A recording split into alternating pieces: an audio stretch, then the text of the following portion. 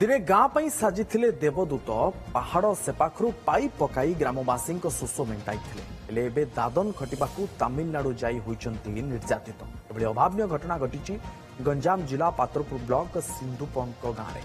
अभियोग अनुसार गाँव भीम बेहरा दुई सांगों सह केरल को काम करने जाइए सेठारे कम मजुरी जानी अन्य जड़े व्यक्ति सहायतार एक बिस्कुट कंपानी रे काम करने बाहरी संपृक्त व्यक्ति जनक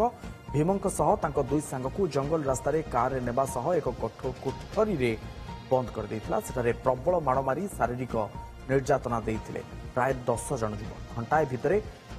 जन पिछा 15,000 टंका देबाको दाबी करथिले युवकों परिवार लोके मोट 60,000 टंका पठाइबा परे सेमानकु छाडिथिले दुर्बृत्त 3 जन युवक ट्रेन जोगे घर को आसवा परे सेमानकु डाक्तरखाना रे भर्ती करा जायछि तेबे अन्य युवक मानकु मध्य संपृक्त अभियुक्त माने निर्यातना देउतबा अभियोग होइछि। आम केला जाइलु काटा काम बोले से काटा काम आमको कष्ट लगला बहुत आगु कर काटा काम ब्लॉक काम कर कष्ट लगला फैक्ट्री काम टे करा बोले सहज काम सी रेट तो से टंका भल बोल बेसिकट कंपानी के फोन करके नंबर लगा फोन करके आम आसलु गुंडा मैंने कार धरिक आसले आमको बसले माने आम गुंडा बोली जान काम करा जाऊँ भाविलु तार गुंडा मैंने गोटे बड़ जंगल धोई गले एमती माड़ मारे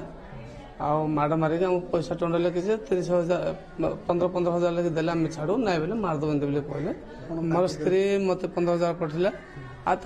भाई ना भाई मैंने 20,000 लेके पठेले 20,000 लेके मोर 15,000 आम आसे न आसा पूर्व आउ 3 जन धरिक आसले बोले से मारपीट करके रखिंट मारदेले कि बंचते आम भाया पैसा देले तो बचे ना बोले मारदेवे।